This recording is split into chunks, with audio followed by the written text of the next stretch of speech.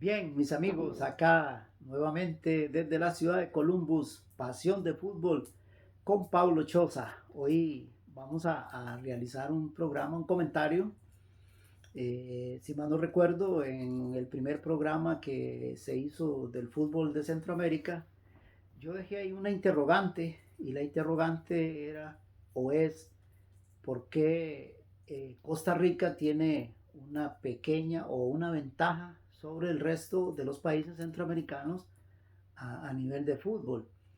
Lógicamente que estamos hablando o haciendo énfasis en el fútbol, porque si nos vamos a lo que es el deporte a nivel centroamericano, países como Guatemala y El Salvador, a la hora que se realizan los Juegos Centroamericanos, eh, estos países siempre encabezan en cuestión de deportes. Algunos dicen que es porque tienen mucha población y hay representación de todos los deportes que se realizan en los Juegos Centroamericanos. Las representaciones de El Salvador y Guatemala llevan en estas disciplinas y traen delegaciones muy grandes. Inclusive Costa Rica a veces con delegaciones más pequeñas pues les hace la pelea, pero Costa Rica siempre está ahí entre los tres primeros. Honduras no anda muy bien en lo que es deportes y Panamá sí es un poco más estable. Panamá ha tenido mucho la influencia de entrenadores cubanos. Nicaragua viene en alzada, igual también con entrenadores cubanos. Y entonces, para simplificar esto, nuestro comentario va a ser basado propiamente en lo que es el fútbol. Bien, en Costa Rica, en los años 50, en 1958, Costa Rica hizo un logro deportivo que quedó grabado en todas las generaciones del 58 para acá, 60, 70, 80 y hasta llegar el Mundial de Italia 90. Incluso quiero hacer este comentario porque hemos escuchado ahí a finales y principios de años que Panamá quiere unirse a la Comebol. Y yo creo que Panamá todavía no ha sufrido ni la mitad de lo que ha sufrido Costa Rica para llegar a estar donde está. Porque Panamá va encaminado hacia esa misma situación que vivió Costa Rica.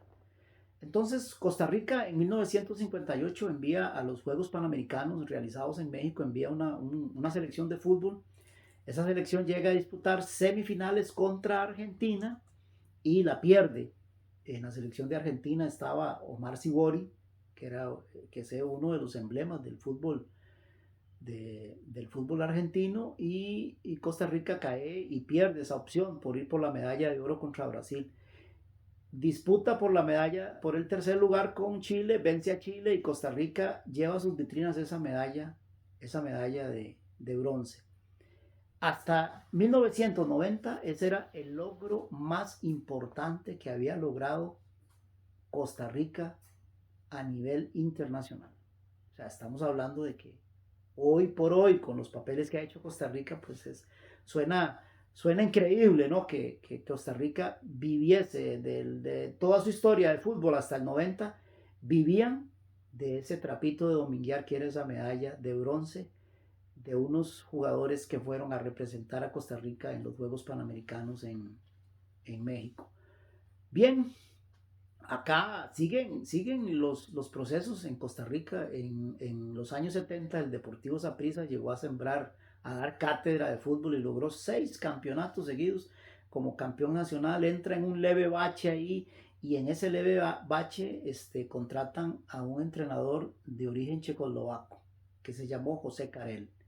Recordemos que la escuela checa a nivel europeo en los inicios del fútbol es muy respetado porque es una de las escuelas base en los inicios del fútbol. La escuela checa es respetada en ese momento y siempre va a ser respetada o siempre va a ser recordada por la desaparición de Checoslovaquia como país. Bien, entonces José Carel no engranó dentro de las perspectivas del Saprissa, pero dejó ahí una visión, por lo que les voy a contar. En el año 1979, la Liga Deportiva Alajuelense, que es otro de los clubes grandes, como quiero también decir que los dos equipos, Alajuela y Saprissa, han influenciado mucho en el desarrollo del fútbol de Costa Rica. Bien, igual otros equipos, Herediano, pero vamos a enfocarnos hacia Alajuela y Saprissa. Entonces, en 1979, la Liga Deportiva Alajuelense disputa en un partido el descenso a la segunda división o mantenerse en la primera división contra la ADG, la Asociación Deportiva Guanacasteca. Alajuelense se salva, desciende la ADG y la junta directiva hace una de las contrataciones más importantes que ha hecho dentro de los directores técnicos que ha tenido Alajuelense.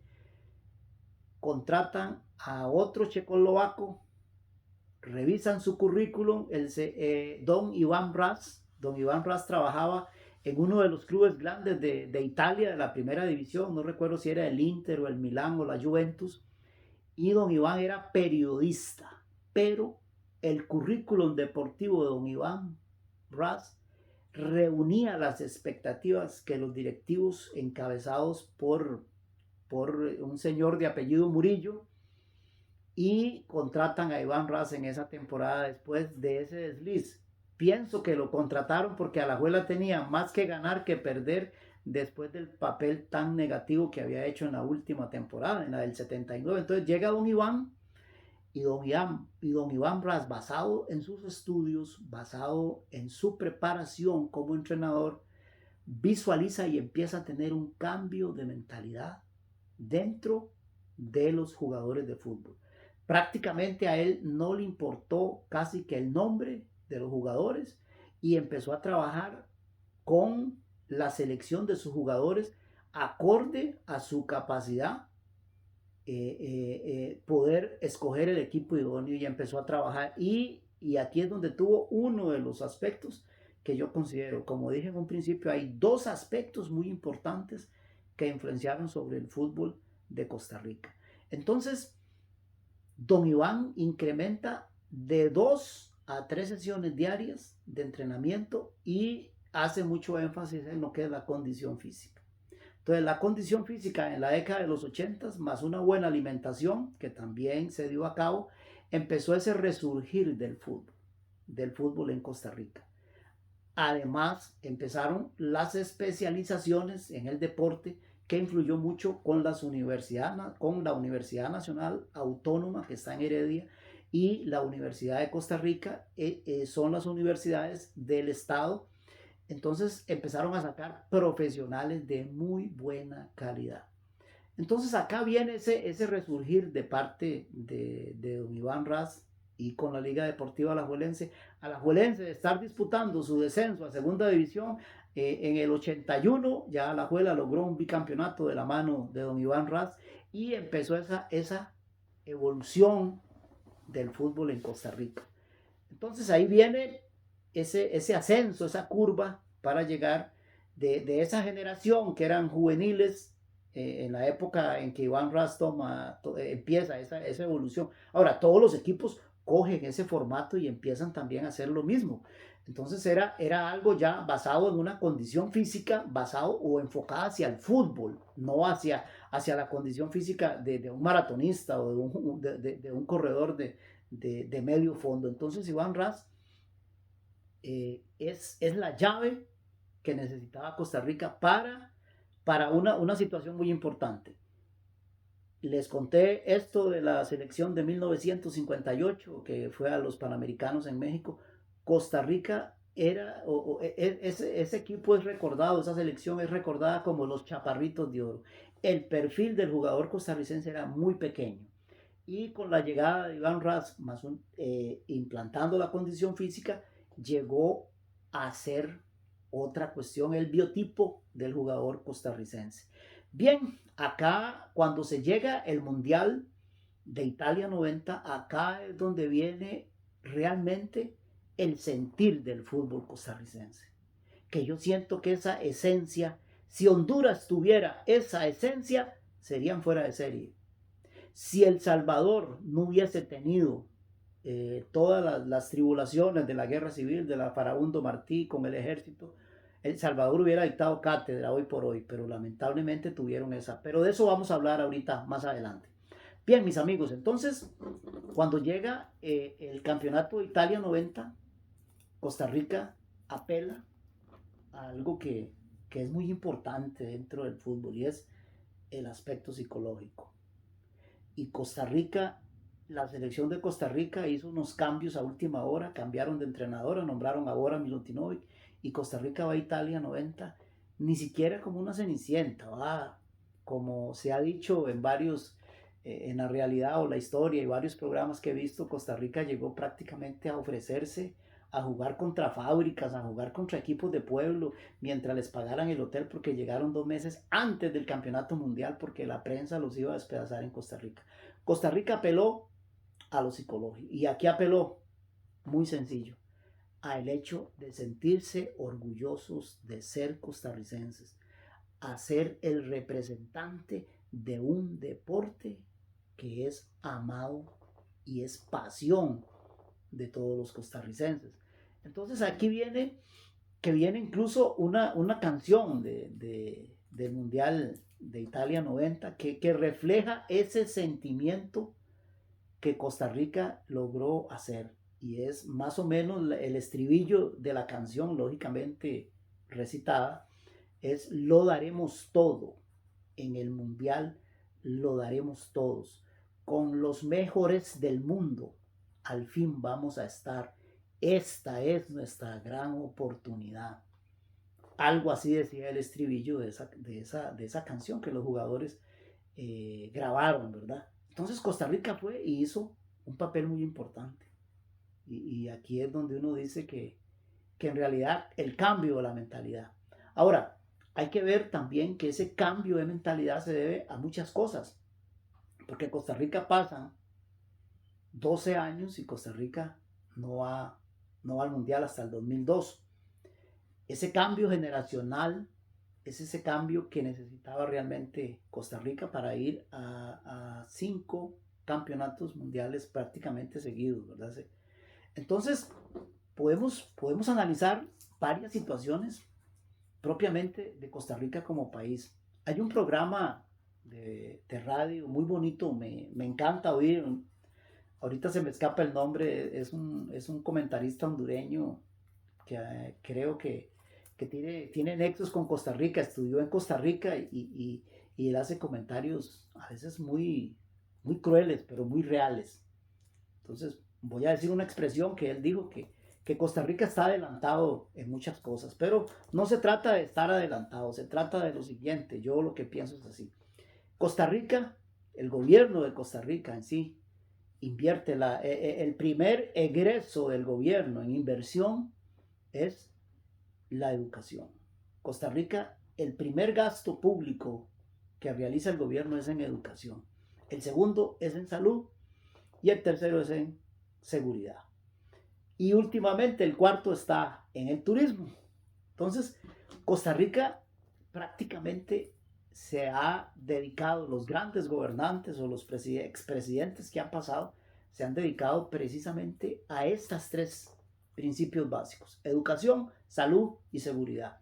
Entonces, Costa Rica ha tenido una estabilidad política, situación que no, y Panamá anda por ahí, pero sí ha tenido también sus fuertes choques.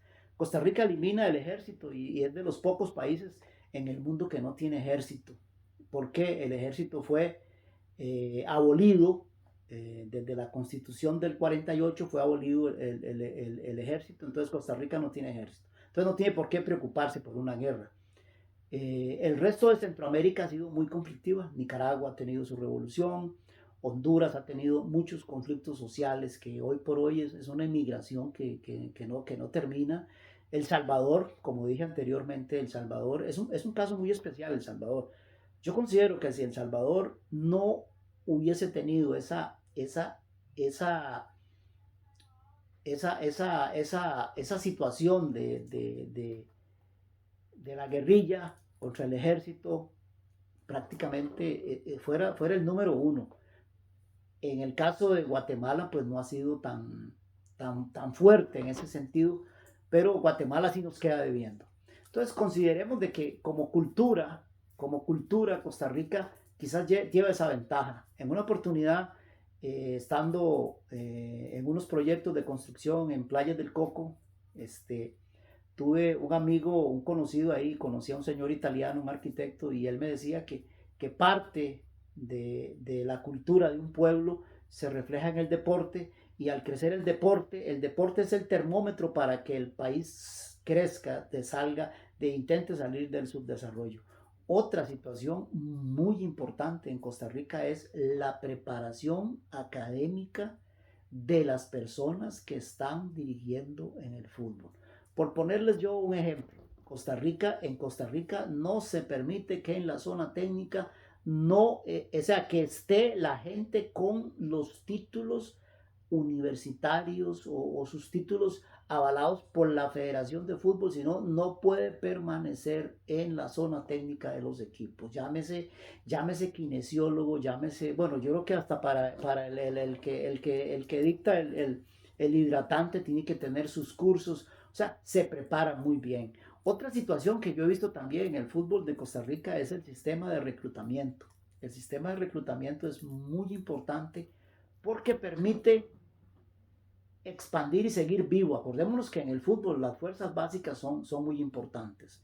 Entonces aquí viene el segundo cambio que tiene Costa Rica y es la llegada en el 2003 del mexicano don Jorge Vergara.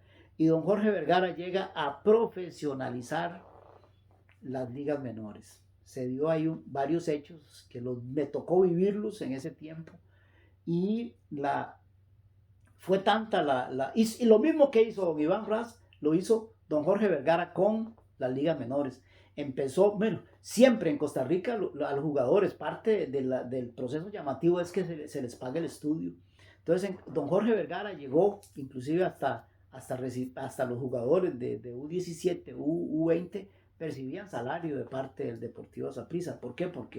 Porque era parte de esa atracción que traía, de esa innovación. Entonces, los otros equipos pues quedaron completamente desnudos ante la opulencia y el trato que se les iba a dar a los jugadores de Liga Menor. Entonces hubo un cambio, un giro completamente de 360 grados en lo que es la Liga Menor. Don Jorge Vergara fue el mexicano que logró ese giro y a partir de ahí Costa Rica sigue en esa curva ascendente hacia llegar a ser el país número uno en lo que es Centroamérica, por cualquier lado que usted lo vea a nivel del fútbol, lógicamente.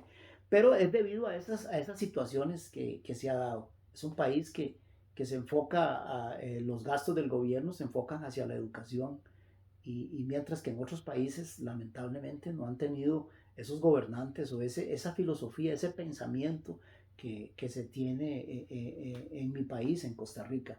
Bien, ese era el comentario que les quería hacer y no sin antes recordarles, ¿verdad? Que se suscriban al canal, que es muy importante, que le den like a todos los videos, compartir, pónganlo en su muro para que nos sigamos apoyando y hacer comentarios. Para mí es muy importante que todos ustedes hagan comentarios de los programas que hemos estado haciendo. Bien, mis amigos, ese era parte de un pensamiento del por qué el fútbol de Costa Rica lleva esa ligera ventaja.